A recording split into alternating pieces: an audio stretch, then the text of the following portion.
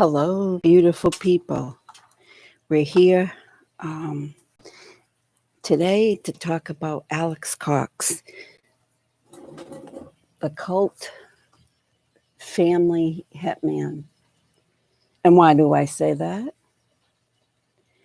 Because he really has a resume that is extremely disturbing, and it is very uncanny that on that 48 hours interview with Summer Shitler and Janis Cox, his sister and his mother got on there and proclaimed that he was a loving brother, uncle, son, family member. They proclaimed that he only told jokes, had a light heart. He just laughed and laughed over everything. And he was the brother, the son that anyone would ever want. And yes, he had a side to him that he was loyal to his family. So they shouted from all the media outlets just about who Alex Cox was. But is this a demonstration of how the Cox family will lie? Because there's a lot more to Alex Cox. And take into account, there's a lot more to all of us. Our little family secrets, our little misdeeds that we have done in our life are usually held within the family. But now enter the word murder. When would you hide someone's misdeeds if they have become a murderer, if they have taken lives or thought of as taken lives? So let's start way back when, in 1998. Alex Cox was there when Stacy Cox, his sister, died. She died, as far as the medical examiner's reports, with complications from sugar diabetes. Okay, so let's take that as fact. Let's just run with that because we have nothing else to run with. But I'm going to share with you, I was privy to some of the court records. Someone had sent me some of the court records. And with those court records, it seems like Stacy wasn't just suffering from sugar diabetes. It seems like she had many problems. Again, like her daughter, Melanie Pulowski, it seemed like she had components to her, constructs of OCD, obsessive compulsive. Yes, she wiped down doorknobs many times a day. If someone entered into the house, that doorknob got wiped down with a sterilizing agent. Now, this was before COVID-19. This is when none of us had this experience that we have today. So you got to stretch your minds here and remember, this was in 1998 and before. So Stacy was wiping down doorknobs. Stacy was also chanting things that didn't make any sense. She would say things over and over. And where have we heard this before? Where have we viewed someone who has just words to say, but they're empty words? Could it be the Melanie Pulowski, the Melanie Boudreau, her own daughter, with the same constructs, repeating words over and over? So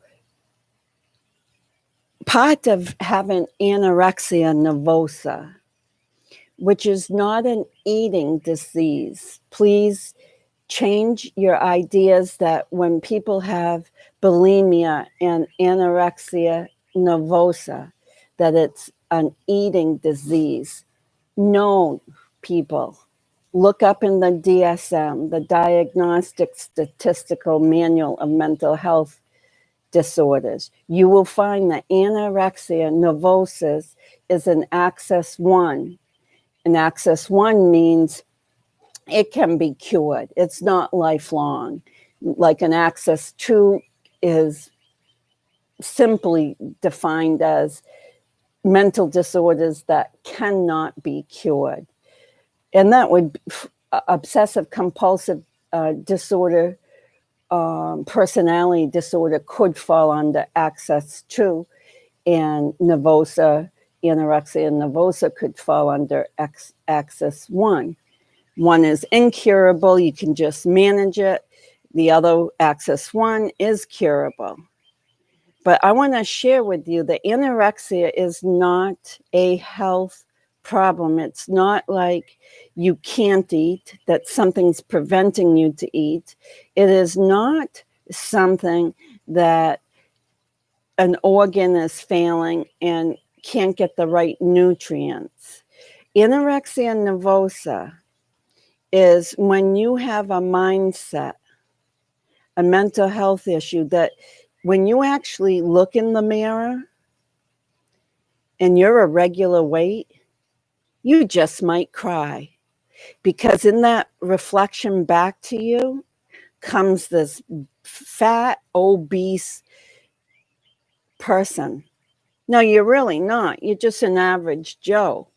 But when someone that's suffering with the mental illness of anorexia nervosa or bulimia, they see something different.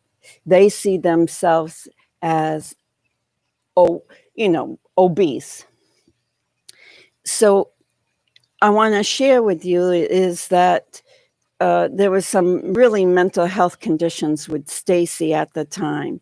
So I would take it, if she really was suffering with the anorexia nervosa, which it all seems like she was. She had aversions to food. She would hide foods. She would bring foods back to the store if her husband had bought food and brought it into the house. The next day, those foods would disappear and be brought back to the market, or however way she disposed of them. So she had a real aversion for food, and that's part of the mental illness of anorexia nervosa. So let's go back to that 1998. Her parents, Stacy Cox Coates' parents, were Janis and Barry Cox.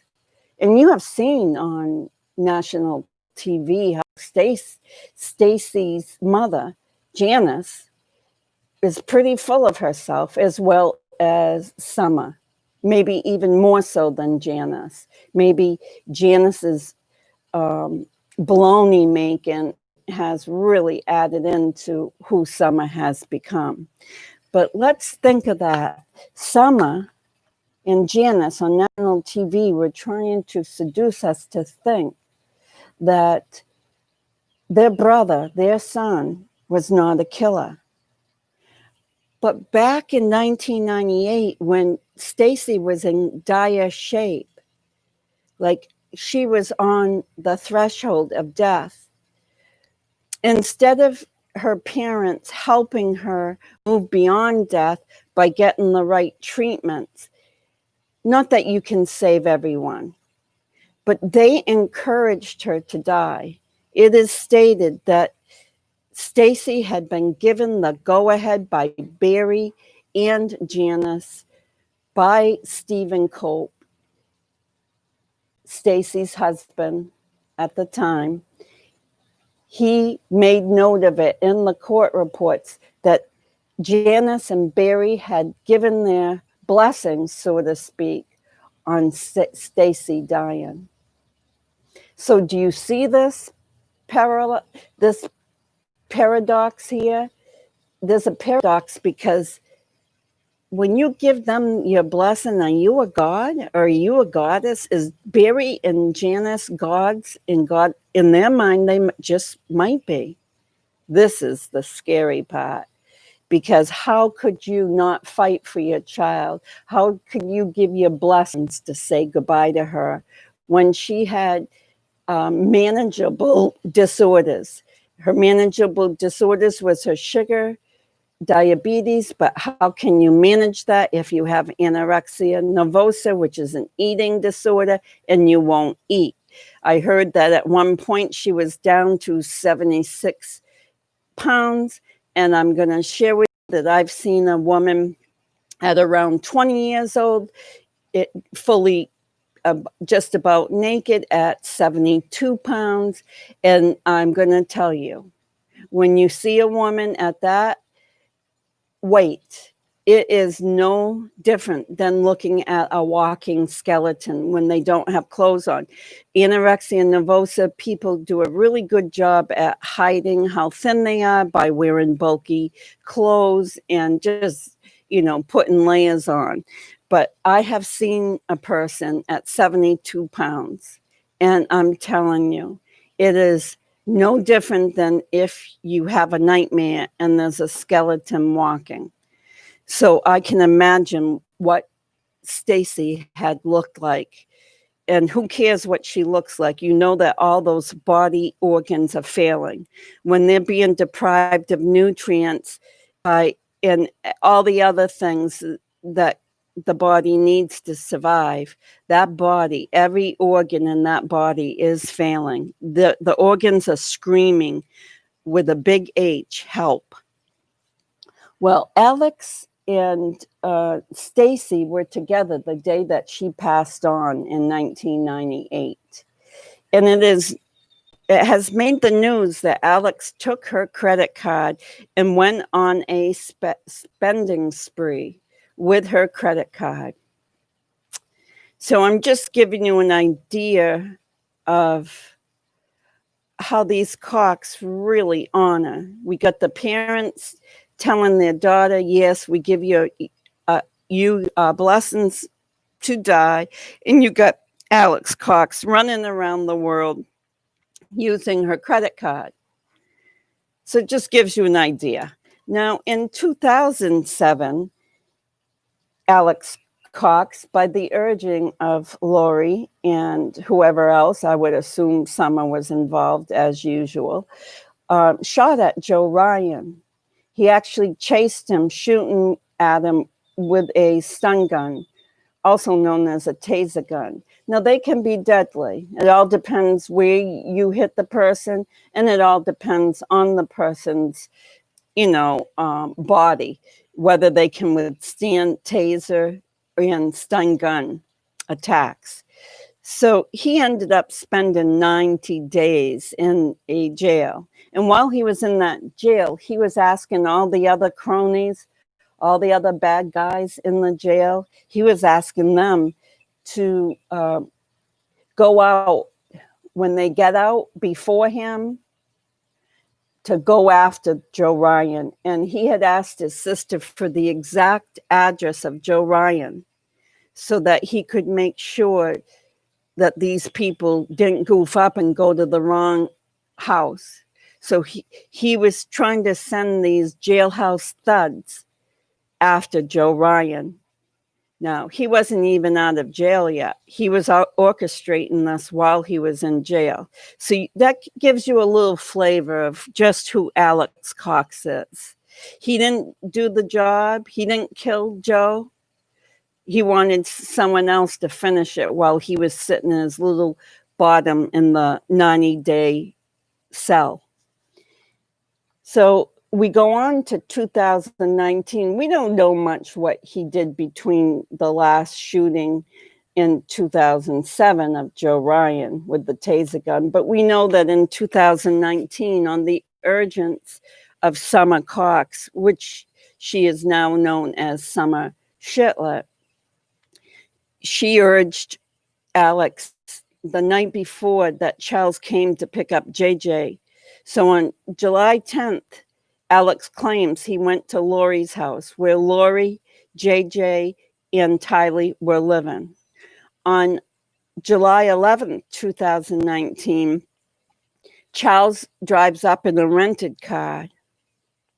He goes ahead and he does whatever. We can't know the real stories because we got Lori and Alex telling the story. And if I heard right, Lori did not want Tylee speaking. She was a minor at the time. She was 16. And from what I understand, and it might come into court later, at a later point, that might have been different. But from what I heard, she demanded that they do not talk to Tylee because she was unrepresented and a minor. So it was just Alex and Lori talking, and they informed the police that it was in self-defense why Alex killed Charles with shots to the chest. And I'm telling you that how can it be self-defense when Alex claims he hit him, that Charles hit Alex with a bat, ran off. Alex ran off to his so-called bedroom at Lori's to get his gun and came back and shot him. How is that self-defense? It wasn't like he said Charles was chasing him into the bedroom and smashing on the bedroom door and he shot through the door. It was nothing like that. It was Alex had time to get away, go to his room, retrieve a gun, and then come back out into the great room and shoot Charles dead. I'll say it was cold-blooded murder. They did ambush Charles Vallow, as Kay Woodcock has said from day one. It was an ambush. And we know why they did this. They did this for the $1 million that Lori thought was on Charles's head and that she might be the beneficiary of. So that night, there's a pool party, and of course, Summer's there. Now, why is Summer there? They're talking about who's going to get what. The job is done. They've killed the man that they think has $1 million on his head. So they're at the pool, at Lori's pool, at the scene of a murderous crime. And they're talking about how they're going to divvy the million up. Like how much is Chad going to get? How much is Summer going to get? How much is Lori going to get? How much is maybe Melanie Pulowski going to get?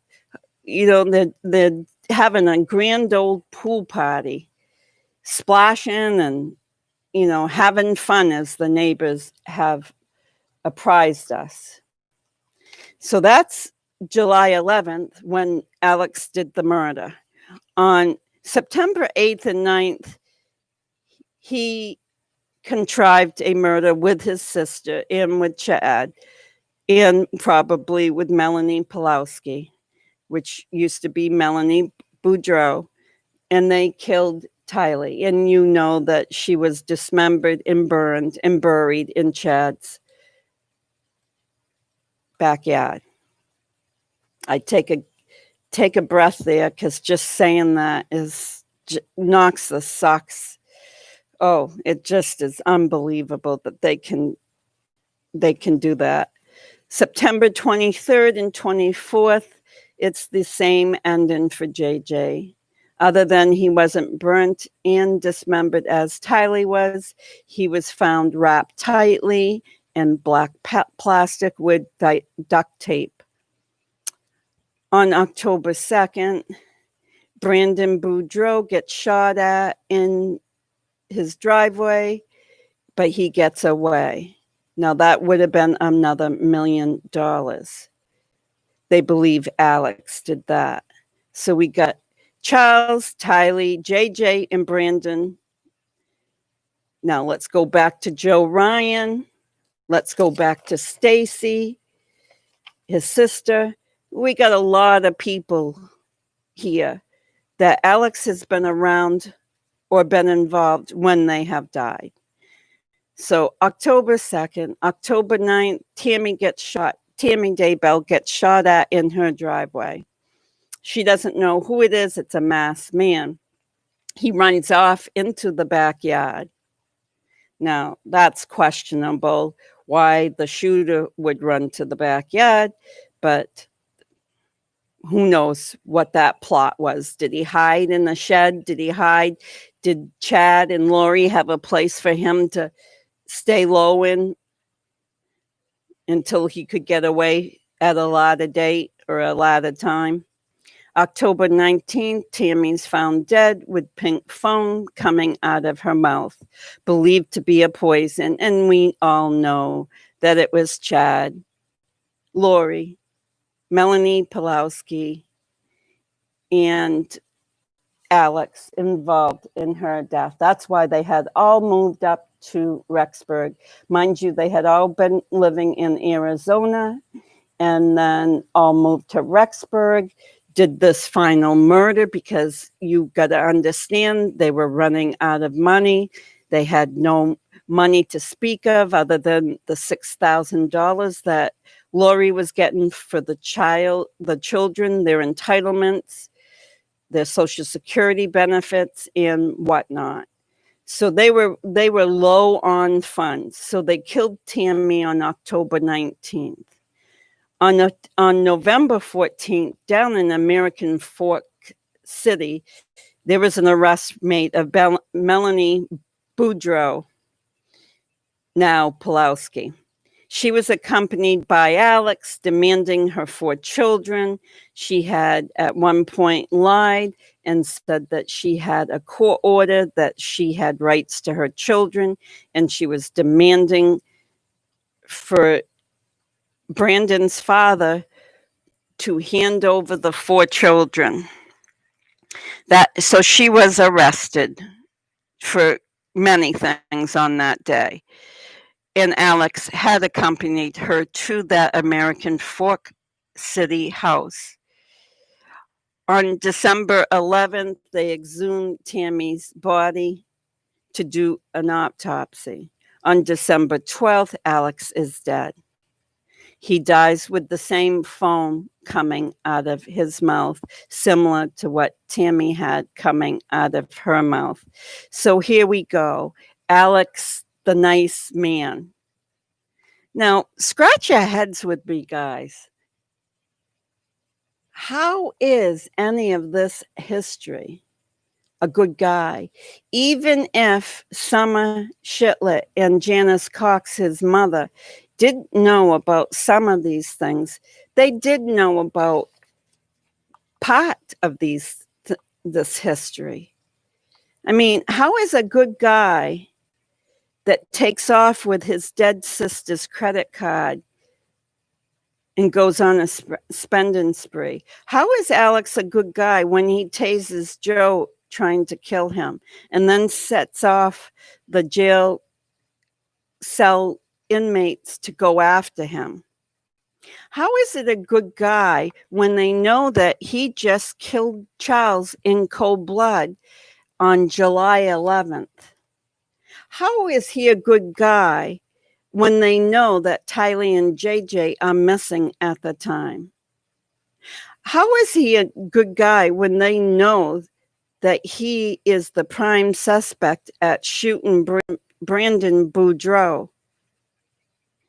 How is he a good guy when they know he was living up in Rexburg on October 9th when Tammy got shot at?